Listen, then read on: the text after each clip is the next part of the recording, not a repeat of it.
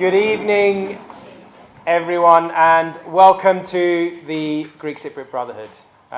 Distinguished guests, Consul General of the Republic of Cyprus, Mr. Odysseus, and of course our guest speaker this evening, Kypros Nicolαΐδης. On behalf of the Greek Cypriot Brotherhood, I would like to welcome you all to this evening's event that is being generously supported by the Cyprus Medical Society in the UK.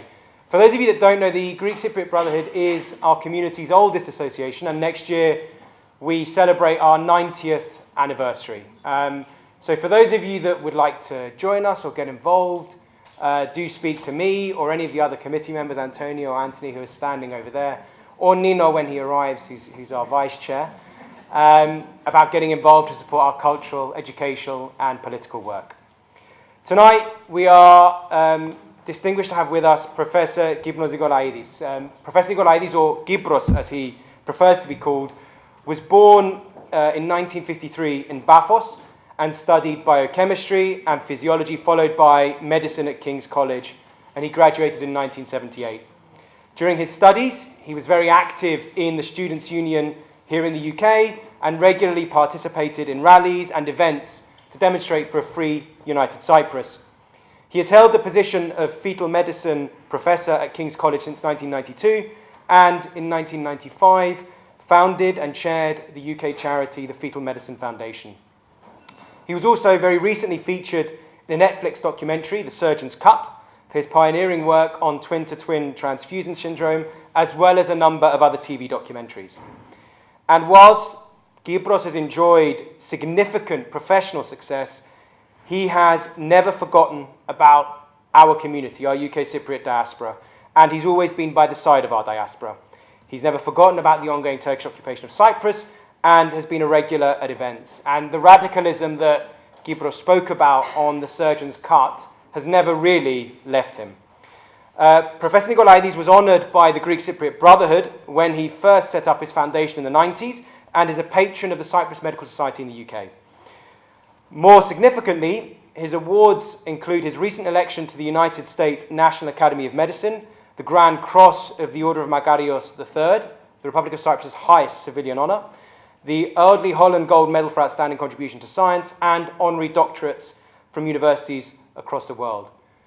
Now, in terms of the format of this evening's event, Professor Nicolaides will give us a 30-minute talk about his career through medicine, and then I'll be joined by Effie, the Secretary of the Cyprus Medical Society in the UK, for a fireside chat with Kypros, and obviously anyone who would like to ask questions from the audience is welcome to do so as well. Without further ado, Professor Nicolaides.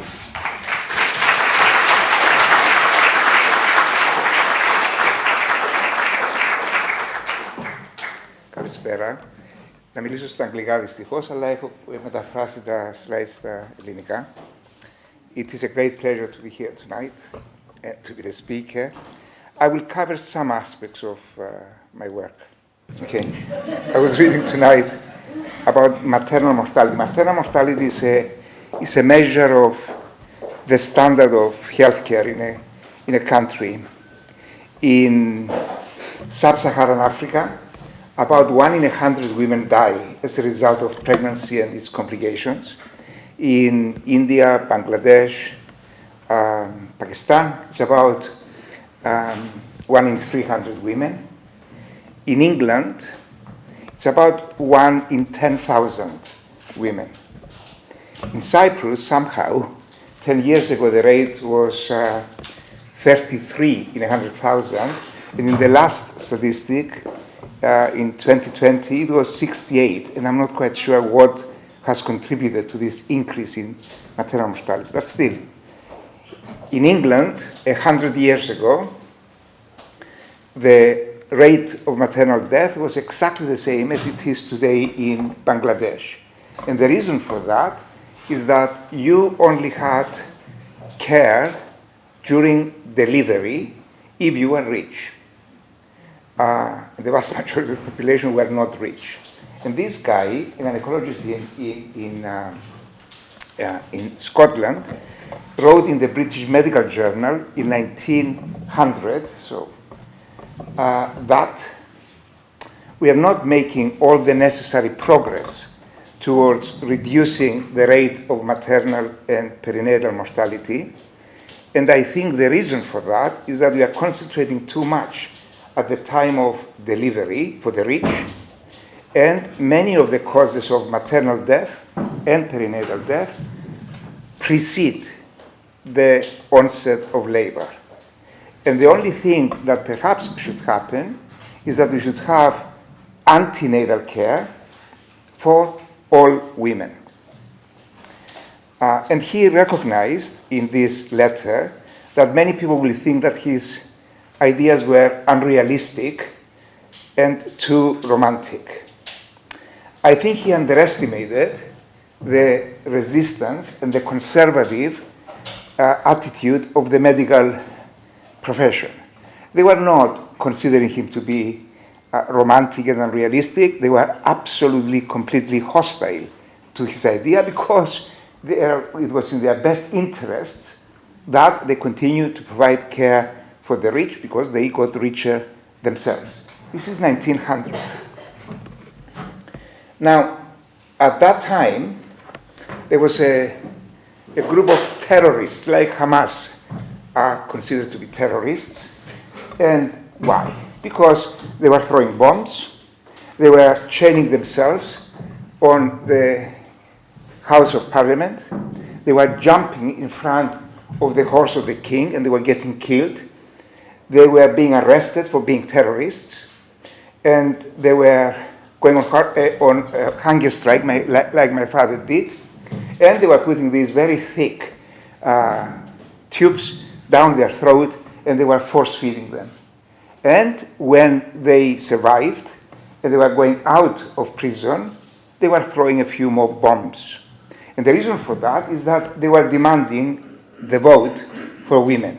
We are now talking about 1900, 1910, 1920, 100 years ago. But women were quite intelligent, and they didn't just ask for the vote as an arbitrary concept. We want the vote once every 5 years, and depending on the propaganda, we will vote for A or B. They were demanding that there should be a series of social reforms. And one of the social reforms that they wanted was pregnancy care for all pregnant women. Eventually, the poor conservatives gave them the vote, but you can't really trust women very much. Once they had the vote, they voted for the liberals, and the liberals won the elections in 1928-29, and one of the first actions of the liberal government was to introduce antenatal care for all women in this document. The year was 1929, and it was quite sexy for lawyers at the time that had glasses to have this bent look. It looks quite cool. So this lawyer in 1929 devised a method of pregnancy care. We should see women, he said, at around 16 weeks, because you can't really feel anything much before 16 weeks, and then see them at 24 weeks, and then every 4 weeks after that, and after 28 weeks, see them every 2 weeks, and towards the end of the pregnancy, see them a lot. Why? Well, because you couldn't achieve anything very much there, and the pregnancy complications that you could actually do something about was actually to deliver the women, and therefore you had to look after them a lot here. That was 100 years ago. In England today, in the United States, and in all countries, they follow this sexy lawyer, Minister of Health's pyramid of pregnancy care of 100 years ago. Now, I suggested that in the last 100 years, things have changed. And you can now actually see pregnant women and identify problems from the beginning of the pregnancy. And I suggested that we should turn the pyramid of pregnancy care upside down. Rather than run around like headless chicken, trying to pick up the problems after they happen, we should see women a lot in the beginning, assess the individual woman's chances of developing problems, and on the basis of those chances, give them individual type of care, and therefore classify the problems in the beginning. And then we can see them again at around 20 weeks to reassess the risks, and then see everybody at 36 weeks. At King's College Hospital, women have a scan at 12 weeks, and then another at 20 weeks, and then another one at 36 weeks. I have campaigned for the last 20 years that all women should also have a scan in the third trimester of pregnancy at 36 weeks, because in England we have one of the highest rates of perinatal mortality. We are amongst the worst in Europe and amongst the worst in the world. But they don't want to do that. They don't want to have a scan for all women in the third trimester, so they have a new, very sophisticated way of looking after pregnant women. Now that their industry in dressmaking has gone bankrupt, they asked all of the dressmakers to give them a measuring tape, and therefore we see women and we measure something from here to somewhere down there. And this is the way in England by which we assess whether the baby is well or not. In all other societies with toilets and electricity, women have a scan in the third month of pregnancy, because some of the babies that would die, if we had a scan, we would find out that they're not growing well, and we would deliver them earlier. So this is what I have been trying to achieve. Now, I will take a few examples of that. One of the commonest reasons why women have a scan in the beginning of the pregnancy is to find out whether they are carrying a baby with Down syndrome. In the old days, now God knows how this will work. In the old days, we used to ask women, how old are you? And some economist in the 1970s drew a line at the age of 35, because England, being a third world and poor country, could only afford to offer an amniocentesis to about 5% of pregnant women. And the economists worked out that 5% of pregnant women coincided with the age of 35. There's nothing scientific about it. It was an economic decision. We can afford to pay for 5% of women having an amniocentesis, 5% coincided with the age of 35, so we call women 1 second after their 35th birthday, you are an old woman, and 1 second before that, you are a spring chicken. And that is exactly the policy that we followed for several decades. Now, it is true that as a woman gets older, the chance of having a baby Downs increases.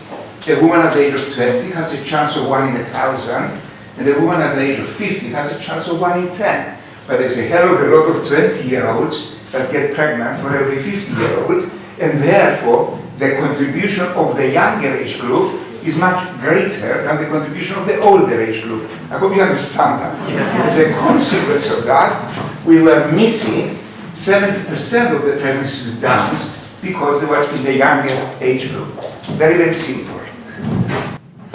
And the years passed by, and one day, a woman came, and her name is Cherry Rooms, and she had several babies that had died because she had a blood group, rhesus negative, which is found in about 10% of white women, and her baby, because of her husband, was rhesus positive. In these cases, contrary to the common belief that the mothers love their children, in reality the mothers are constantly trying to kill their children, at least before they're born.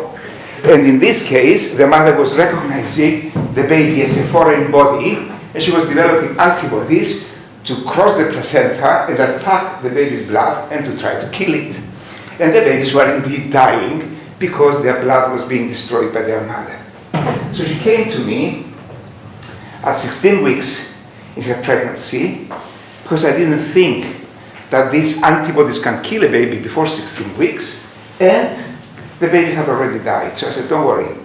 Next time, come to me at 12 weeks, and I will do a scan, and I will take a piece of marrow from your bones, because she is rhesus negative, and inject it into the baby to make the baby a bit rhesus negative so that you cannot destroy it with your own antibodies. But when she arrived at 12 weeks, I did a scan. The ultrasound machines were terrible then, but you could still see that this blackness is a lot more than that blackness. I said, wow, this baby is already dying from these antibodies, which is against everything that I knew in the previous 10 years.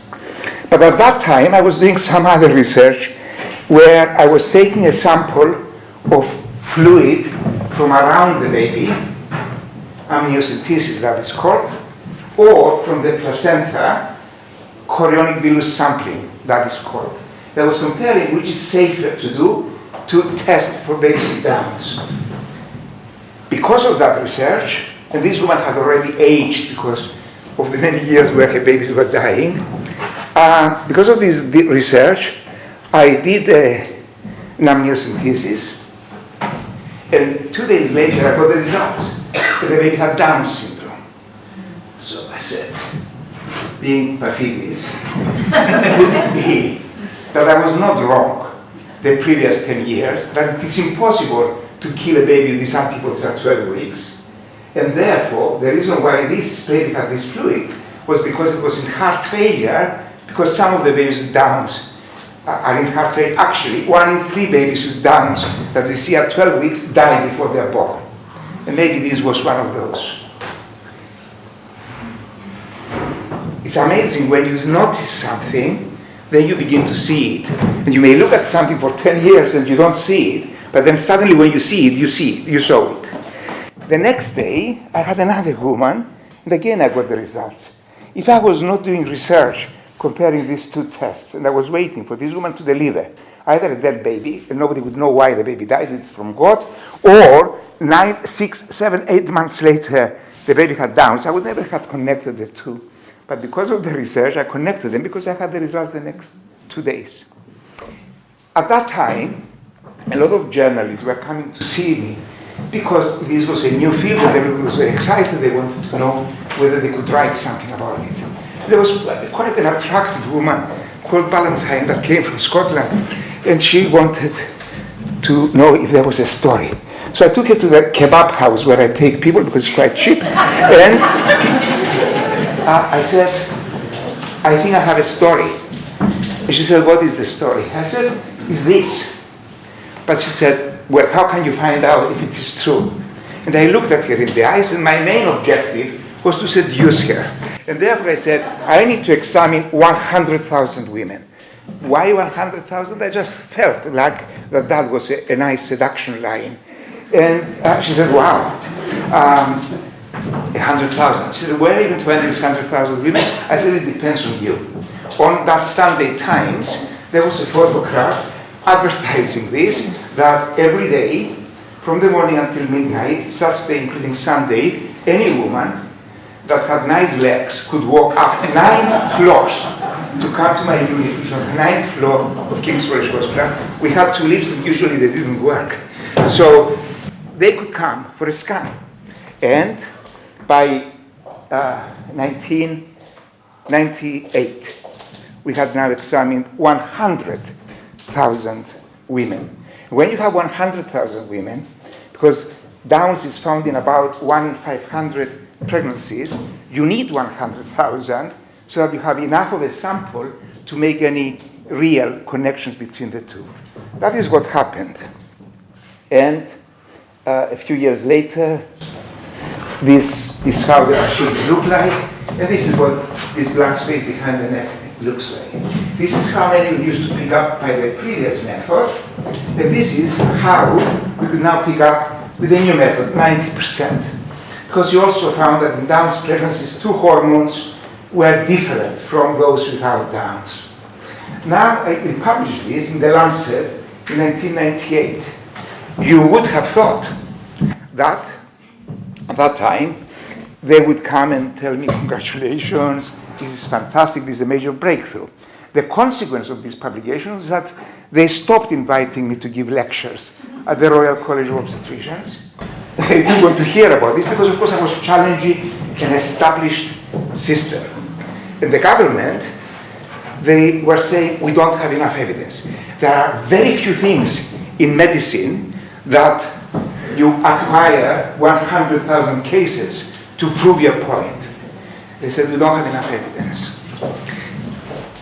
So what happens then, that this major breakthrough becomes part of clinical service? How do you do that? They say that the interval between a major scientific discovery in medicine and its clinical implementation is about 20 years. The discovery to clinical, 20 years. Why? Well, jealousies, the very group that should be supporting you by definition are your competitors, so they make absolutely, and while you're doing research, they are sitting in royal colleges and they acquire important positions in various committees, so they have the ability to stop anything from happening. And then, of course, you have economic considerations, because the government says, it's quite cheap to ask women, how old are you, dear? And instead to do an ultrasound scan, because you are not doing any scans at that stage in pregnancy, then to take a blood sample. So what do you do?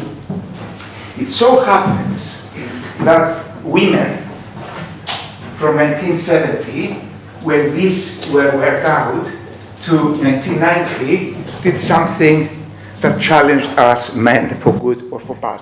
They started going to universities. They started becoming members of parliament. They started becoming lawyers and politicians and so on. And to do so, you need to be about 35 years old. That is the time at which you begin to have an important position of power, whether you're a politician or a lawyer or a doctor or whatever it is that you are. So these women that have now delayed having their babies were already classified as being old.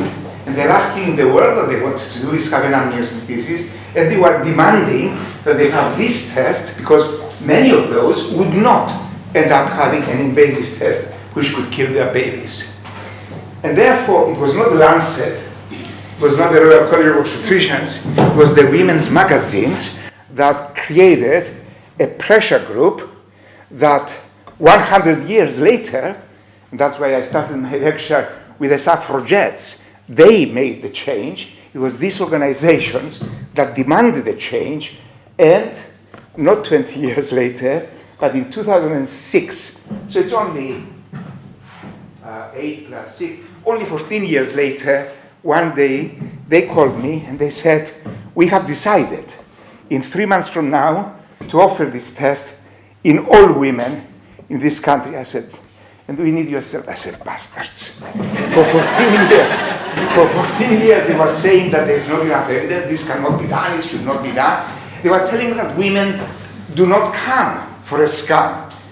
They don't come to the hospital before 16 weeks. And I said, but why are they so really stupid women?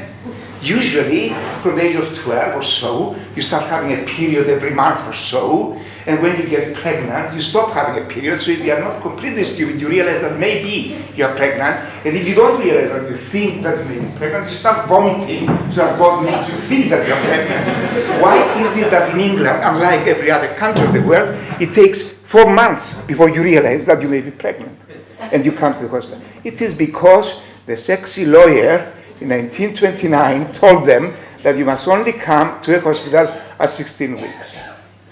That's all. So when we told them come at 12 weeks, they came. The years went by, and then this is also interesting. That was in 1992. In the meantime, we were looking at these babies and we were realizing that if you have Down syndrome, they have a small, beautiful nose. And therefore, at 12 weeks, if you look there, that's the nasal bone, white, by ultrasound, this bone. It's a nasal bone, and these babies did not have a nasal bone. If you look at their heart, normally, this is the waveform that you get. In these babies, they have a leaky valve in their heart. Quite often, there is a Down's heart, abnormal hearts.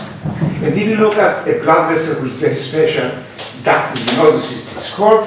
You have a waveform which is like this, where one wave merges with the next one, and in those babies quite often there was a gap between the waves. So we introduced this, and we then jumped up from the 90% to the 97%.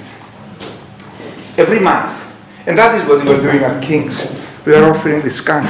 Every month, the chief executive of King's, which I think is an oil executive, received a letter from the National Screening Committee that we were doing things outside the guidelines. Because the guidelines said that my test of 20 years before is what should be done in the whole country, and you could not be doing things outside the guidelines. So every month I had to go and say, but it is much better, this test. It didn't matter. I didn't care. They kept telling me off, and they carried on doing this test. So I keep mentioning these things to show that what Christos started off with, my training in Cypriot and international politics from the 1970s was critical for my career and for my scientific development. Because in the 1970s, when I was in the medical school, and you had to learn how to do histology, pieces of meat under the microscope, pharmacology, incomprehensible formulas, anatomy, cutting dead people with the smell of formalin, and all of those things were of no interest to me at all. What was of interest to me is that the great democratic country called America made absolutely sure that every single Latin American country had a fascist dictatorship, including, beyond Latin America, Greece, Turkey, and some of the other European countries. And to me, that was far more important to demonstrate against fascism rather than learning how to cut dead bodies. I was going to the medical school for the last 2 or 3 months every year so that I could catch up some ideas so that I could pass to the next year. So that is that. The years went by and people realized in the last 10 years that when the cells of our body die, the nucleus, the center of the cell that contains the DNA breaks up and comes out of the cells. So we call it cell-free DNA outside the cells. And when the placenta that feeds the baby grows, it's a very active organ, and it dies and rejuvenates itself, and it's very active. And about 10%, which is a hell of a lot, of the DNA in the mother's blood comes from this blob, the baby, which is extraordinary. So there's a massive amount of DNA coming from the baby into the mother, and when you analyze this blood from the mother, you can now diagnose 99.7% of the babies with Downs. In Belgium, in Holland, all women are offered this test. In Switzerland and in Germany, if you are risk from my original test, it's about 1 in 1,000 or more, you are offered this test. In a very third world country, like the United Kingdom, only if your risk is more than 1 in 100, you are offered this test, so that the test is only offered to between 2 and 5% of the population, because England is a poor country. And then we used to do a scan at 20 weeks to look for any fetal abnormalities. And suddenly, when we were finding that the fluid behind the neck is very big, and we were testing the babies for Downs, and the babies did not have Downs, and the pregnancies were carrying on, the babies had a lot of other things that were wrong with them. There was something wrong with their heart and various other parts of their body. And the higher the amount of fluid behind the neck, the amount of fluid behind the neck, the greater was the chance that the baby could have had Downs or a chromosomal abnormality, but if the baby did not have a chromosomal abnormality, the greater was the chance that the baby had something else wrong with it. So we had the baby in front of us, and we were therefore beginning to look for many other things than just the collection of fluid behind the neck.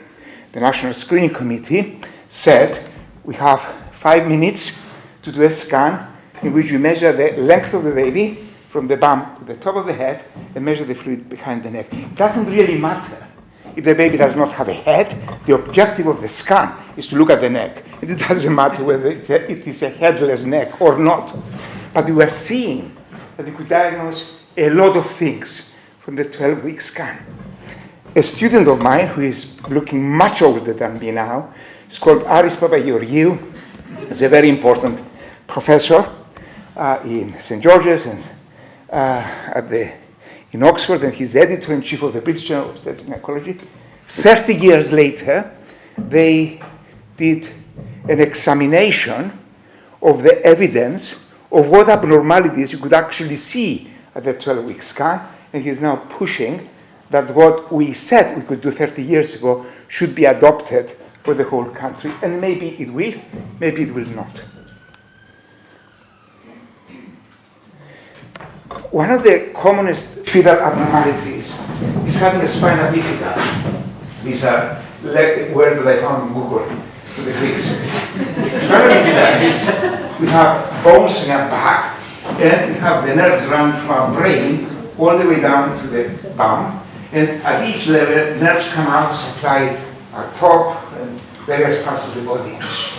If the bone is missing somewhere, and the nerves stick out, the amniotic fluid around the baby at a certain point becomes toxic and damages the nerves. And from that point onwards, it's like if you had a car accident, if you are paralyzed from the legs downwards, from that point downwards, you are paralyzed in the legs and you are incontinent of urine and feces. And because the fluid is escaping, the cerebrospinal fluid is escaping from this hole, and this is connected to the brain, there is decompression of the brain, the fluid comes out, and the brain is pulled down. So one day, when I was younger, I saw a baby, and I thought that the baby looked odd. Instead of the head having this shape, it had a shape like this. And I said, this looks like the lemons that we had in our back garden in Paphos. And the back of our brain has 2 balls on top of each other that coordinates our movements. And that is called the cerebellum. And in this baby, the cerebellum, instead of being 2 balls on top of each other, was pulled down, and just it looked like a banana. We didn't have them in Paphos, but they had them imported in other parts of Cyprus. So I said, wow, there's a lemon and a banana. I said, I wonder, and that baby had spina bifida. So I looked up about 30 photographs that we had stored from previous babies that were diagnosed with spina bifida. And indeed, I thought that there was a very clear relationship between spina bifida and lemons and bananas. So I wrote this paper in the Lancet, and the editor wrote back to me, he said, are you crazy? Are you sending a paper in a scientific journal? You're talking about lemons and bananas. I see this was a supermarket in Paphos. I said, please, what do you want me to do? Say that this is Arnold-Chiari malformation type 2. Nobody in the world would know what it means. So he was intelligent enough, they are not anymore, to recognize that it was useful to call it lemons and bananas. That's how it was published. And that is the method by which people look at babies now to diagnose spina bifida. In a primitive country like the United States of America, this was in 1986. In 2017, they were still doing a different test to find out if the baby had spina bifida, and they were very much opposed to this. The Royal College of Obstetricians stopped inviting me to give lectures when I was talking about lemons and bananas, because they said, what this is not, this is a very high scientific organization, you don't talk about things like that. But that is a method by which people look for babies with spina bifida. In the meantime, as we moved on in the years subsequently, when we were doing a scan now at 12 weeks, these lemons and bananas did not exist. But in the same cut that you have of the baby, this is the profile, this is the bone of the nose, and this is the fluid behind the neck. In the same cut that you do that, if you don't go in a straight line, because I was quite stupid, for 10 years, my brain was saying, get this view, looks very beautiful, press the button, give a picture to the mother to remember, ask them to call the baby Kύπρος if it's born, and tell her that the baby looks alright, because this is alright and that is alright. But imagine how stupid I was. I was going like this 100,000 times. And all I had to do is do that. Because if I had done that, I would have seen the back of the brain. In the back of the brain, there are 2 lines in normal babies, but in babies with spinal bifida, there's only 1 line. 10 years of stupidity. Me. That, therefore, now is the sign that the baby may have spinal bifida and can diagnose that at the 12th week of pregnancy. In the meantime, we have published hundreds of thousands of pregnancies of the scan at 12 weeks, which show all of the major abnormalities that can be diagnosed at that time. And I hope that, thanks to Aris Papagayou, who is much more polite than me, much more anglicized, much more part of the system, it is possible that 30 years on, this method will be adopted as part of a routine scanning pregnancy. Now let me talk about preeclampsia. This beautiful woman, I was in a lecture in the Royal College a few months ago. There was some woman that was saying, you cannot tell a woman that she's beautiful. But I said, but if she's beautiful, what do you tell her? You're ugly. She said, don't say anything. I said, well, this woman is beautiful. She's a beautiful black woman. She's an Olympic athlete, American unfortunately. She's an Olympic athlete. She got four gold medals. On April the 23rd, a couple of weeks after my birthday, she died. She's young, she's 32 years old, she's beautiful, she's athletic, and she died because of preeclampsia. Preeclampsia is the development of high blood pressure in pregnancy. Everybody knows Downs, but very few people know preeclampsia unless somebody in their family had developed it. Now, it is the biggest cause of death in women and babies in the world. More than 46,000 women die every year because of this condition. And more than 500,000 fetuses and babies die because of this complication of pregnancy. Now, in England, the method of trying to identify women as to whether they will develop preeclampsia is when we see women in the beginning of the pregnancy, we get a packet of cigarettes out where we have written 10 questions, and we ask those 10 questions, and if the answer to any of those 10 questions is yes, they say, aha, you are at high risk of developing preeclampsia. So as far as preeclampsia screening, the biggest cause of death in pregnancy in the world, we are somewhere in about 50 years ago as we were in screening for Downs. It's cheap. It's a few questions. If you are really stupid, write them down so you don't forget them. And it takes a few seconds to ask the questions. But how good is it as a method of finding out whether the woman is really at risk? Nobody cares about that. Because the institutions have a few important people. They get together. They sit in expensive restaurants. They usually have expensive wine. And they speak in a funny language most of the time, and then they come up with guidelines and recommendations. Believe it or not, often that is the case. And they don't really need to justify the recommendations. They say, this is the method of identifying the high-risk group.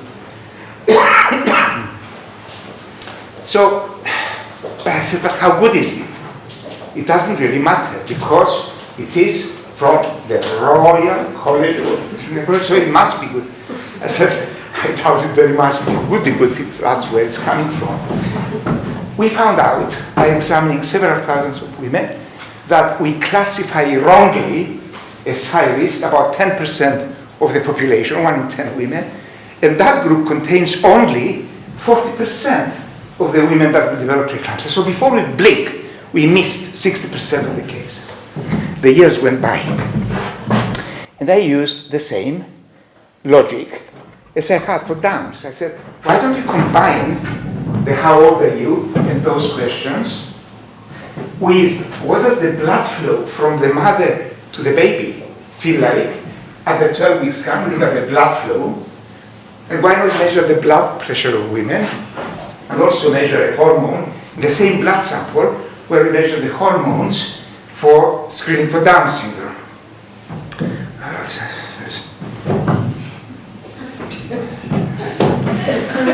It costs about $5 for this blood sample.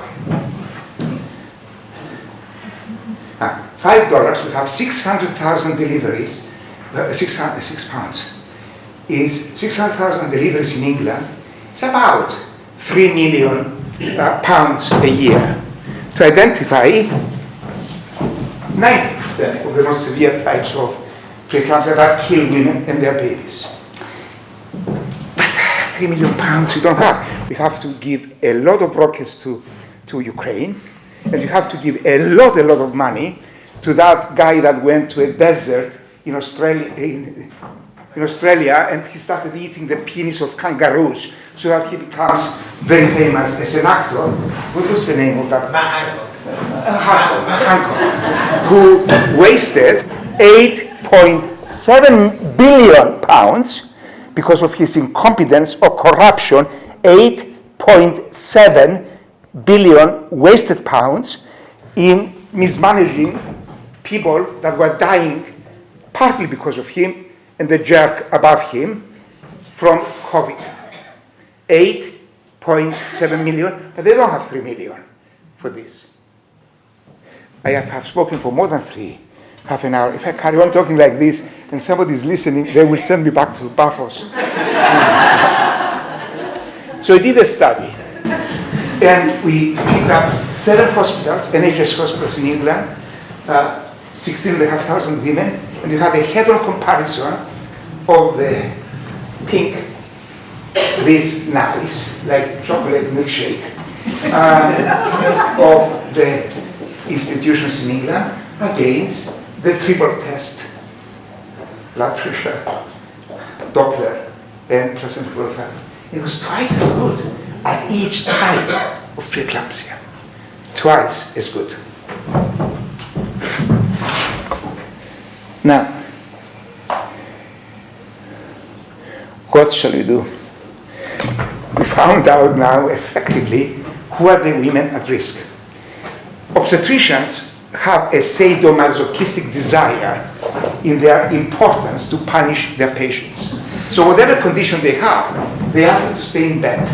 It helps in nothing but nothing at all. In Greece, they have a scan at 12 weeks, especially if they are civil servants. They find some black things behind the placenta. They say, you must stay in bed for the rest of the time, and the government can carry on paying for you because you have apocolysis, a condition that I don't know about.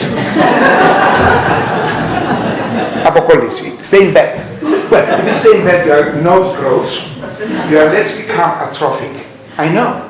I was in bed for 2 days, and when I stood up, I fell down because you cannot stand up. You are disorientated.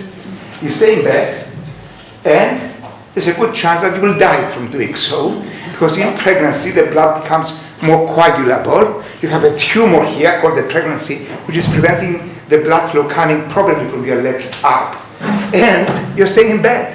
The ideal scenario for developing clots in your veins, and then you stand up and they go into your lungs and you're kaput. It helps for nothing, in obstetrics at least. And then, don't wear too much, it's fine.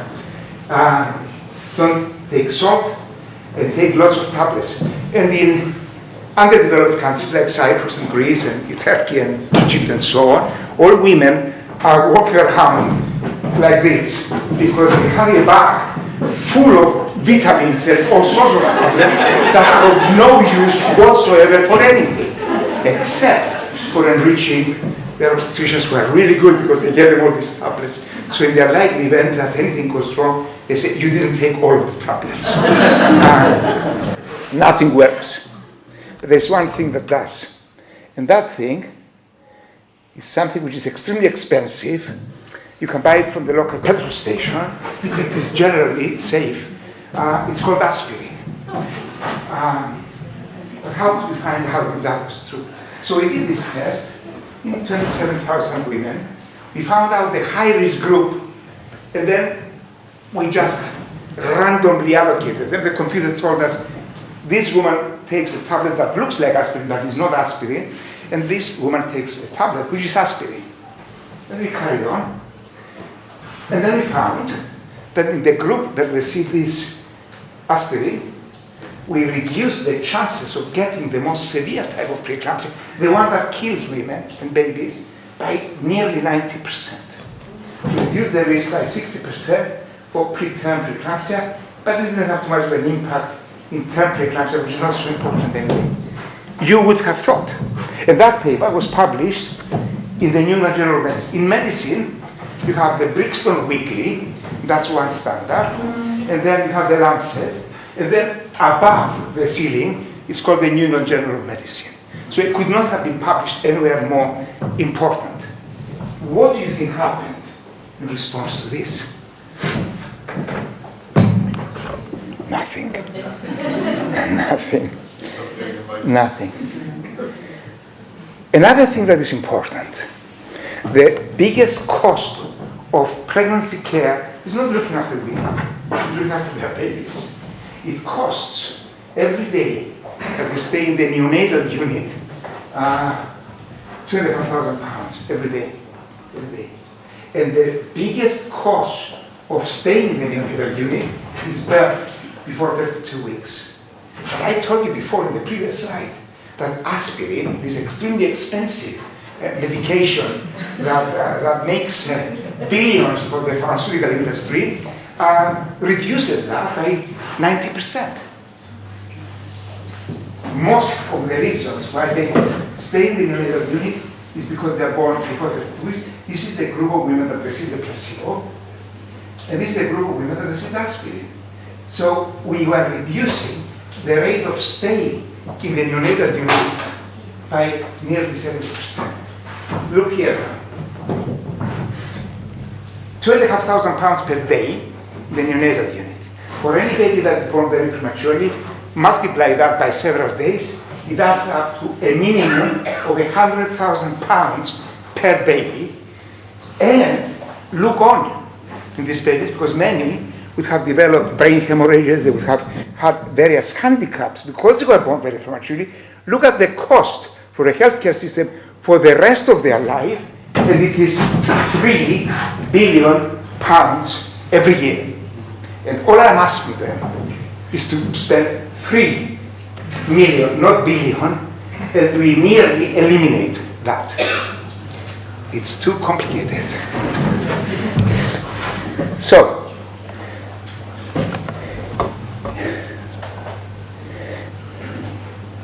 there's a technique in medicine that for those that are studying medicine now and those that are new doctors, or a bit older, they think there's a propaganda that the ultimate level in medicine is called a meta-analysis. A meta-analysis is where you use a statistical technique where you put all of the previous studies together and then you mix them up and you come up with a conclusion. And that is the ultimate level in medicine. I call it spaghetti alla carbonara, takeaway by a Chinese cook and a Greek waiter. They take studies that are completely heterogeneous, completely different outcomes, completely different treatments, and they put them in a pot, and they get a mathematician to make certain mathematical manipulations, and they come up with evidence in medicine. Let me give you an example, and then if you are completely fed up, I can stop, and if you are a little bit fed up, I can carry on. This is called Cochrane Library. It is the Bible of evidence in medicine. The perfect level of medical evidence. So, they did various studies, 60 of them, millions of wasted pounds or dollars or euros to do studies. In most of the studies, the dose of aspirin was dependent on the dose of aspirin in the local petrol station. So, if you're in Brazil, the local petrol station sells aspirin, which is 60 milligrams. If you're in the United States, it is 81 milligrams. If you are in England, it is 75 milligrams. So instead of giving a proper dose to the high-risk group, they were giving whether the local petrol station attendant was telling them to do for the various studies. 54 out of the 60 studies were giving an inadequate amount of aspirin. We said that aspirin should be given in the beginning of the pregnancy, before 14 weeks, because that is the gestation at which the placenta is developing. And if you give it later, it doesn't work because it's too late. So what did they do? In 46 of the 60 studies, they gave it whenever the woman happened to be in the toilet of the local hospital for a pee. So if a woman turned up in the hospital at 32 weeks, they gave it at 32 weeks. If she turned up at 38 weeks in labor, at the beginning of labor, they were giving the aspirin at that point. In the vast majority of studies, they gave the aspirin at the wrong time. The definition of preeclampsia in the 60 studies, in 40 studies, it was completely different between each other. But don't worry. Call a mathematician, put them together, mix them up, and come up with a conclusion that aspirin reduces the rate of preeclampsia by 15%. So it's not necessary for us to introduce an effective method of aspirin. So the highest level of evidence in medicine sets us back and kills women by 40 years. So, let me quickly now, tell me, are you fed up? No. Would you dare say yes if you were? Okay. Is it okay? Yes. Okay. I told you that preeclampsia is the main cause of death in women. The main cause of handicap in babies and death in the neonates is premature death, nothing to do with Downs or anything else. Perfectly normal babies that are fed up with being in there and they drop out too early. And that is the main cause of death. Let me show you a map that is very interesting for your education. It was interesting for me. This is purple, dark purple is very bad. This grayish is good. Let us look at the countries of the world where the main cause of death in babies is premature birth. And try to begin to think of why that should be the case. If you are in Bangladesh, India, and Pakistan, forget about it. You are born to die. Very high risk. If you are in sub-Saharan Africa, you are also born to die. And the reason for here, the women dying, or the babies dying, and premature birth, is because of inadequate nutrition, inadequate health. I went to India once, there were 4 women in one bed delivering at the same time. At the same time, the ones that come to England, they get the MRCOG, they open private clinics to do IVF and to help the rest of the population. That is India, Bangladesh, Pakistan. Here it is. In Africa, they have diamonds, they have oil, they have American and English companies that go and take that, and then they leave it behind with dictatorships and a completely non-existent healthcare. I sent Anastasia and 2 other people 2 weekends ago to Ethiopia, because we had an agreement with Dendias, when he was the Greek foreign minister, that there are certain countries that are important for Greece to develop good relationships. They are the countries where Turkey is completely dominant. They are called North Macedonia, Albania, Kosovo, Moldavia, and Armenia. So those were important countries. And in Africa, it was Ethiopia, Kenya, Zimbabwe, and Rwanda. So I said, okay, we are going to send people there. I'm going to cover their expenses. We will set up a unit of fetal medicine that will give them machines that are a bit higher standard than the ones that I have at King's. So they went there and they spent a few days, and they came back and they were pathologically depressed. Because you now have this unit with really good machines, you have people that are desperate to learn. You walk outside the clinic and you see women delivering on the floor, in a hospital, this was the main university hospital, and there's no water. And you step out of that, and you have a disaster, but you're not allowed to step out too much because they have another civil war. And then you just wonder, what is the hope for humanity? This is this part. Who knows which one is this country? Mexico, Argentina, which is this underdeveloped country in the world that goes around killing everybody throughout the world to impose democracy as they understand it, and has one of the highest perinatal mortalities in the world. The United States of America. But why? They're rich. Yes, if you're rich, you're rich. If you belong to the 1/3 of the population, especially the blacks, the very group that die for preeclampsia, the very group that have preterm birth, you have no health care, and it doesn't really matter what happens to you. That is that. So, in tackling this problem in medicine, say, what can I do? This needs a social revolution. It doesn't need doctors. It doesn't need me to send doctors to Ethiopia to give them expensive machine. It needs a complete change. But you cannot do that. The years have passed. It's too late for that. We could do some things in some countries. There's a lot of things in 1990. I used to be intelligent those years. We found that the uterus has a sphincter at the bottom. That is called the cervix.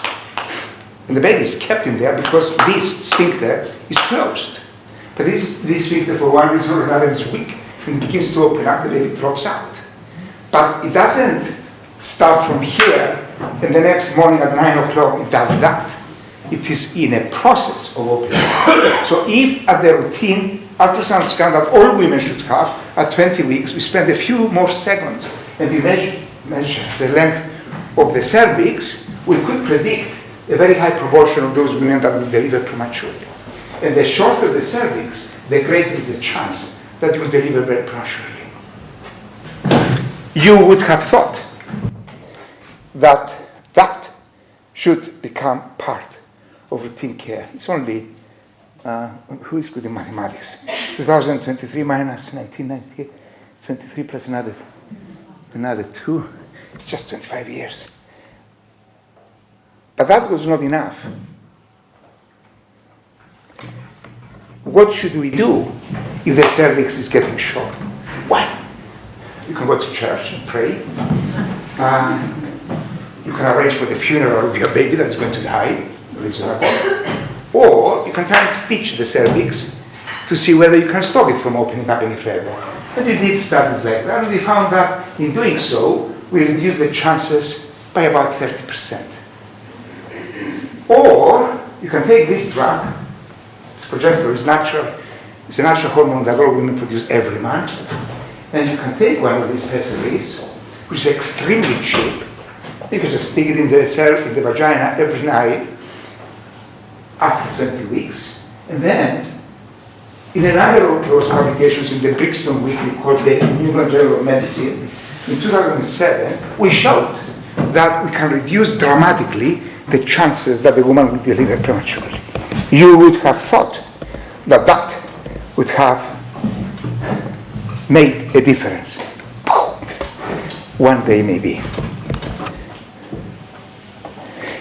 Why? Who goes into premature labor?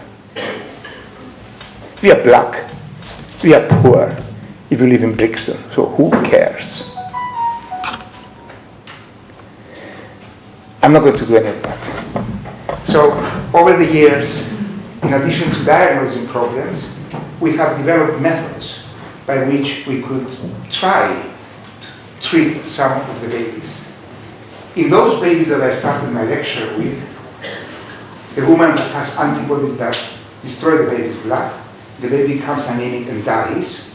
We just put a needle inside the uterus, we take a blood sample from the umbilical cord of the baby, and we squirt in a bit of blood.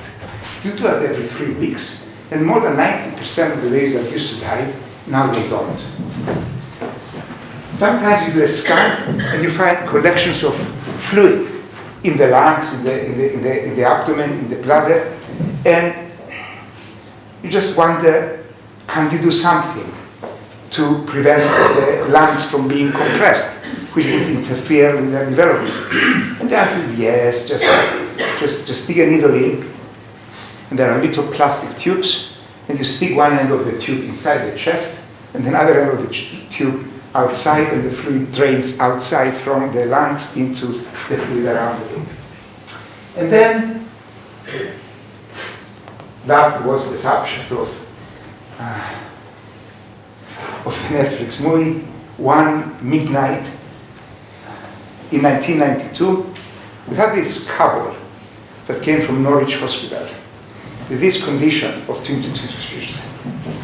They say that identical twins love each other. Completely wrong. They try to kill each other from the beginning to the end of their life. So, in utero, they have connecting blood vessels between them, and blood goes from one baby into the other.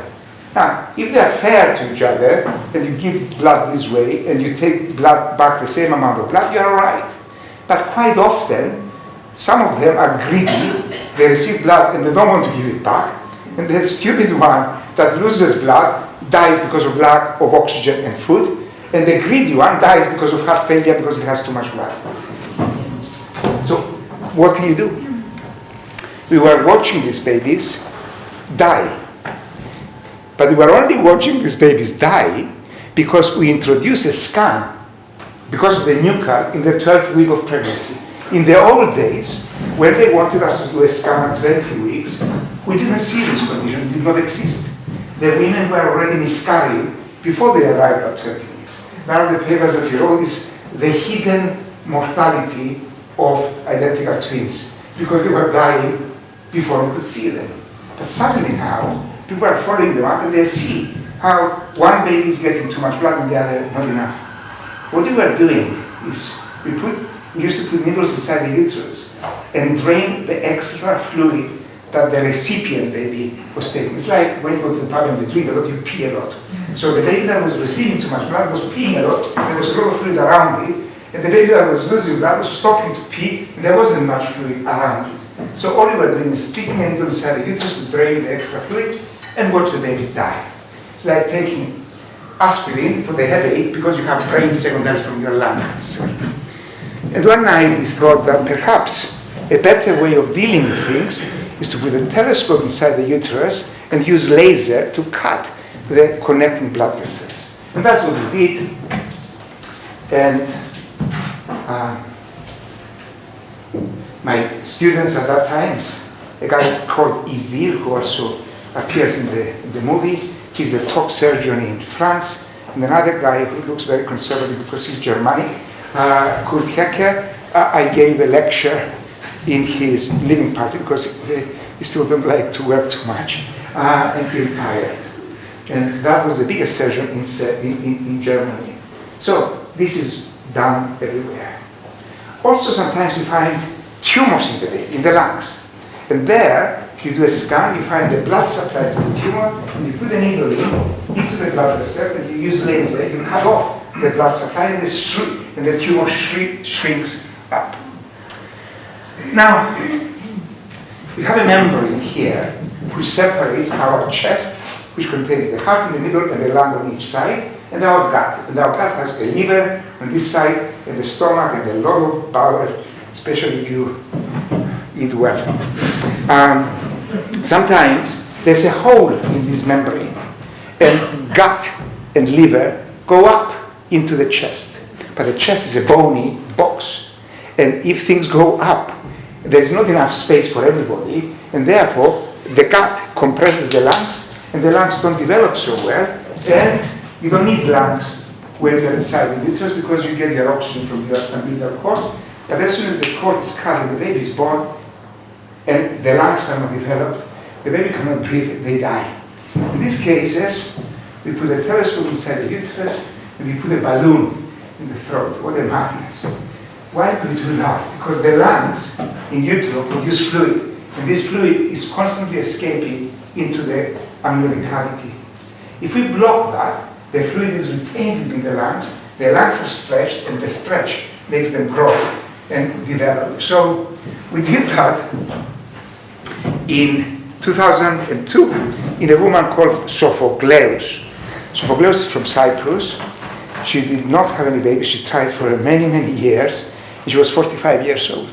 She eventually got pregnant, and they called me from Cyprus to say, unfortunately, because they're good doctors in Cyprus, they get paid too much, 3 times as much as we get paid in England. That's why they're going to go bankrupt, but it doesn't matter. They will realize sooner or later. 3 times as much, the average GP in Cyprus. And they complain. It's part of our culture. So, can you do something? I said, I don't know. There's a friend of mine in Belgium who's completely mad, and he doesn't like humans because the Belgians are a bit like that. That's why they do the European Union there, because they don't have too many emotions. But he's really good with rats and sheep. And they're doing these experiments where they're putting telescopes inside the uterus and they keep blocking the trachea of these poor animals. And they found that the lungs grow. So I said, I'm going to try something new. I'm going to give him a ring to bring me some of the instruments that they use for the rats and the rabbits.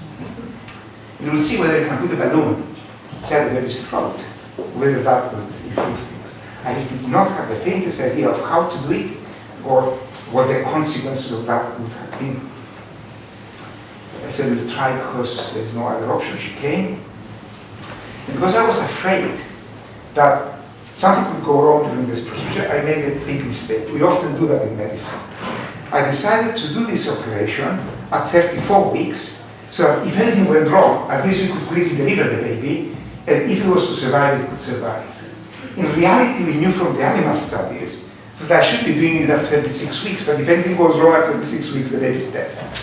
So we did the right operation at the wrong stage because I was afraid. Nobody died, it went very well. The pregnancy continued, but the baby died because we left it too late for the lungs to grow. In the subsequent pregnant women, we did it after 6 weeks. And it took us 10 years. This is the Greek Trojan War.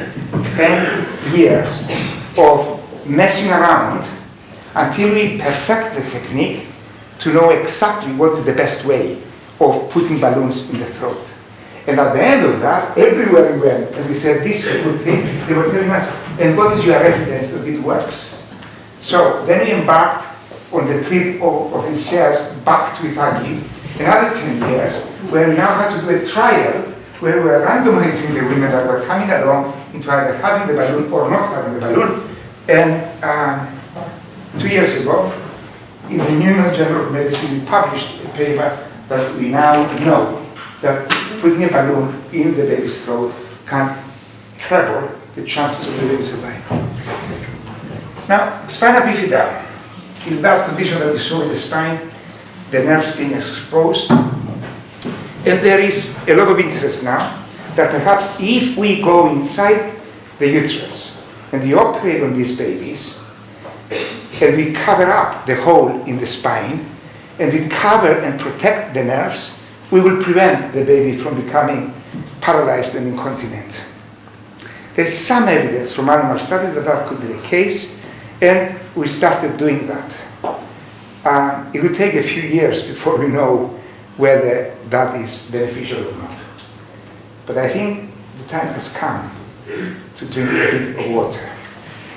Thank you.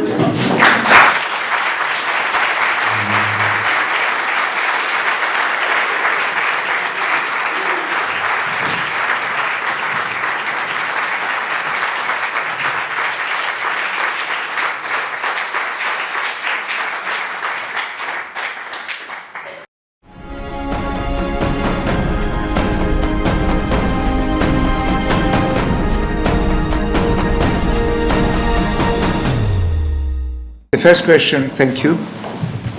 One of the deans of the medical students at King's told me once that a discovery is like the wave in the sea, and it appears that we made a discovery when the wave hits a rock, and that the wave breaks. So the discovery doesn't come on its own. It comes from a lot of work from many other people. 40 years ago, a guy in Paris took 100 women that were at very high risk of preeclampsia, and at 12 weeks, he gave them 150 milligrams, and in 50 women, he gave the aspirin, 150 milligrams from 12 weeks, and none of them developed preeclampsia, and in the 50 that he did not, many developed preeclampsia. In the subsequent years, the 40 wasted years of medicine that I showed there, anybody gave any doses, any time, and whatever. And when he discovered the new method of identifying the high-risk group, I said, let me go back 40 years and do things properly for a change. We will start at 12 weeks. We will identify properly the high-risk group, and we will give them aspirin. And it worked. And it's cheap. And it's generally safe, and I take it every day. Should I not? The second question about the destiny of the people. You're right. And that is true for this one. Are we messing around? And are we abusing the desire of women to do anything to save their baby? I saw a woman this afternoon from Romania, a builder, a cleaner of houses.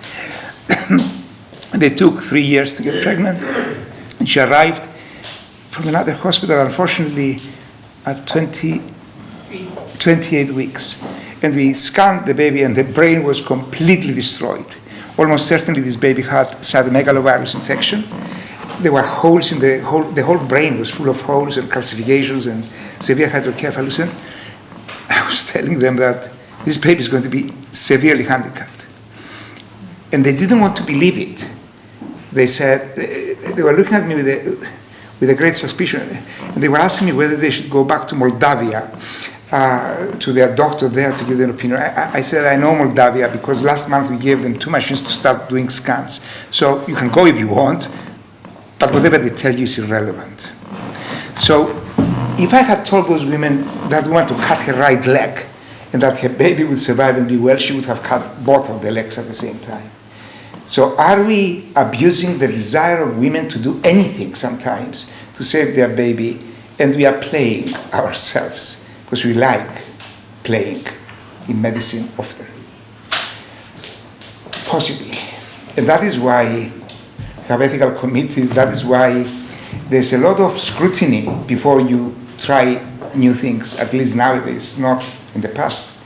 And when you do studies, you need to do trials to prove whether it is beneficial or not. There was a trial from Philadelphia, and they showed that it is beneficial. You are reducing the risk of lower limb weakness and perhaps the risk of urinary incontinence.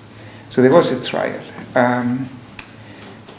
But still, these babies will not be perfectly normal. For other conditions, like the anemic baby that would otherwise die and you give it a blood transfusion and they survive, they're well. The babies with diaphragmatic hernia, which would have died and now survive, they grow up and they're well. So for many of the conditions, they are okay. We are preventing them from dying and they're well. But for other conditions, I also question the value of it, of what we are doing. Other questions? It's quite hot in here, isn't it? I think it's because we're right under those spotlights. Oh, I see. Can I just ask about preeclampsia? Thank Yes. you very much. This was an amazing talk. Thank you. Have there been any new genetic risk factors identified in the last? So you're right. Thank you.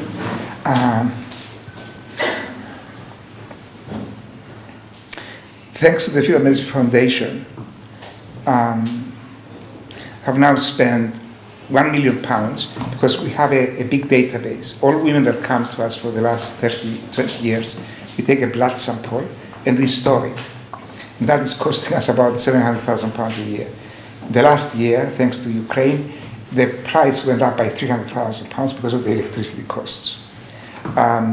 So we have now all of these samples So I am collaborating with geneticists to compare the genetic profile of women that developed preeclampsia from the women that did not.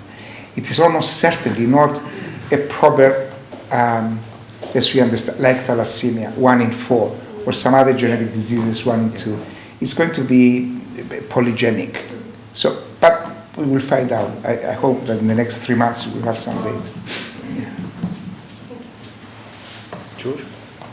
I wanted to ask about, you mentioned the problems with meta-analyses. Yes, are you a meta-analyst? No, but I rely a lot on... It's a very cheap way nowadays. Anybody that cannot do research, they download from the internet some cheap software, often free. They ask the librarian, they may give her some kebab or one packet of baklava to do a search of the database. They give them to them and they produce these 2x2 tables and they put them in, and that is the ultimate level of evidence without critically evaluating each study. Yeah. And to me, it is setting science back. Another thing in relation to preeclampsia, there's a guy called, I forgot, I'm getting a bit old, from South Africa, who has 52 publications or meta-analysis in the Cochrane database. Thank God they stopped funding them this year, so it will die. Because for many aspects of medicine, it pushed things back. So they did 13 studies of giving calcium to women, and there were some studies from Paraguay, 30 patients, Uruguay, another 20, and that's how 11 of the 13 studies were. And those showed a lot of benefit. And then there were 2 studies, one on 8,000 women, and another on 4,500 women. And they showed no benefit at all. So here you have, if you add the 2 studies, they contributed 85% of the total of the 15 studies. And those 2 proper studies showed no benefit whatsoever. And the other silly studies, they did. There's a technique in meta-analysis called, do you know about that?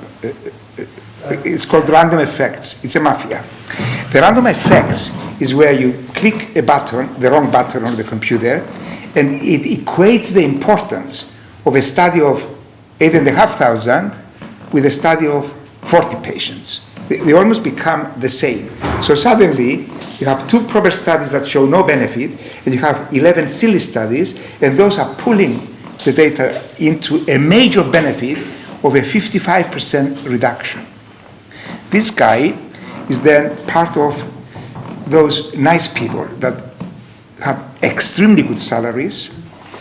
They live in beautiful houses. They don't speak French. They don't need to speak. And they live in Geneva. It's called the WHO. And this organization then has, as an advisor, the guy that did this meta-analysis. And that becomes a major recommendation by the WHO. Completely wrong. Completely wrong. A month and a half ago, we had a meeting, Zoom meeting, and they brought me along by accident, some important people, with Bill Gates. Because Bill Gates wants to save humanity. And he thinks that he can save humanity with various gimmicks, computer gimmicks from American companies. And we sat down and they gave me 3 minutes to talk. And I talked about aspirin, they talked about the problems of Africa. And they were talking about fleet to PLGF ratio and the development of highly sophisticated antibodies that they showed in monkeys can reduce fleet because fleet has endothelial dysfunction and that is the cause of preeclampsia. I said, yeah, you can do that. Or you can buy aspirin from the local petrol station and give it to them. I was given 3 minutes and they gave the others 1.5 hours. That's why I was frustrated and I spoke for 1.5 hours tonight. So Yeah. But what was your question? I'm sorry. It's basically like, as non-specialists, sometimes it's easier to rely on a consensus given by meta-analysis that's Yes. scoped out field from apparently seemingly good scientists. And they may be good meta-analyses, but the question is like, how do we as non-specialists find pioneering work like yours and not maybe blindly look at meta-analyses? Because there's also, I think, a kind of anti-establishment, skeptical, where it's like anti-vax, climate deniers, and that kind of. I'm not one of those. I know. I had six COVIDs. Yes. But I mean, like a lot of people, like those kind of skeptics self-style as anti-establishment, and they rely on things like critiques on meta-analyses that make people say, "Oh, come to us because you can't trust the real scientists." Yeah. How do we find the good pioneering science? I think that it's difficult. It's very easy to take something that has been presented in the last 30 years as the ultimate level of medicine. But I think people like me are now challenging this ultimate level of medicine. And so in December, I'm having a meeting. I have it every year, the 2nd and 3rd of December. And there will be 1,500 people coming from 100 countries. Because I promised 20 years ago that until I die, it would be the same 150 pounds, including lunch and dinner and coffee and massage and everything else. And we will present this data by the top mathematician of England and begin to tell people to think. Don't take a lazy summary statistic, but begin to look at the evidence. So don't look at the meta-analysis that says calcium reduces the rate of preeclampsia by 55%. Just glance at it and say, but wait a minute. There were 2 proper studies that contributed 85% of the data and they showed nothing at all. And then you have the silly ones that drag the evidence down. It's much more difficult to fight those battles than that's the evidence quickly. Yeah, but life is more complicated now. So I don't envy you that, from my point of view, we showed that progesterone was useful. Progesterone was very cheap.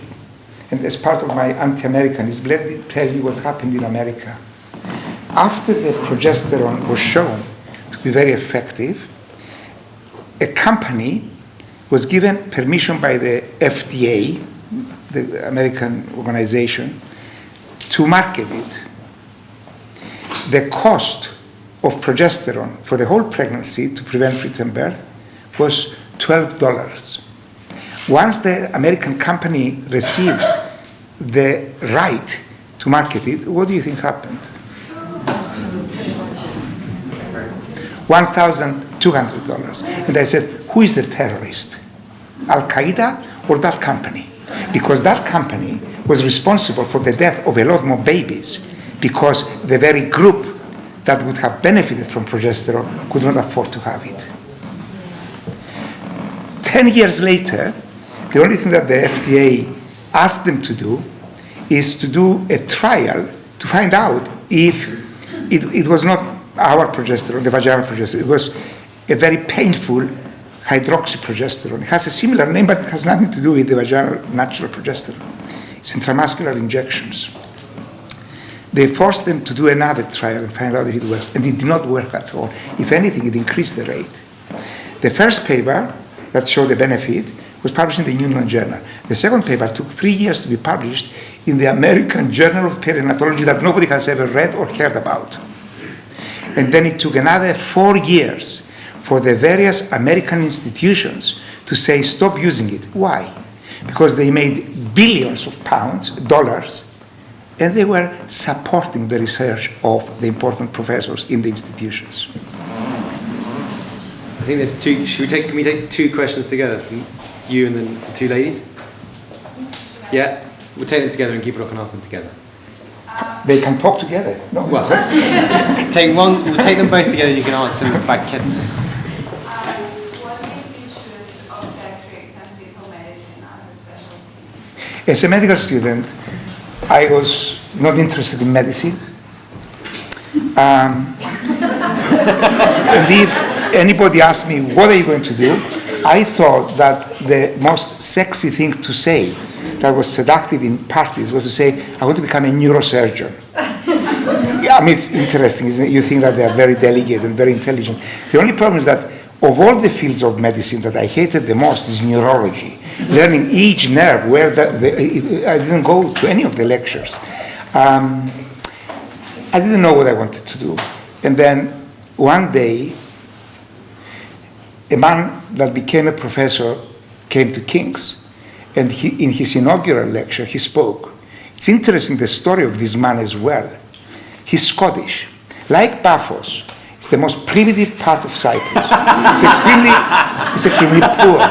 And because it's so very poor, the only way to escape in the past, now they have a lot of tourism and Hawaii restaurants, was to educate yourself. That's why most of the good people of Nicosia and Limassol originate from Paphos, isn't it? In Britain, the equivalent is called Scotland. That is why a lot of the British politicians and prime ministers, even that Blair, originated from Scotland. So there was a guy in Scotland called Ian Donald that during the Second World War, he was a gynecologist in Glasgow. During the Second World War, he was inspired by the submarines. What do the submarines do? They send waves of ultrasound to hit a moving object, and then the wave, when it is reflected back, changes in a way that reflects the speed of the object that you have hit. That's how the police catch me all the time.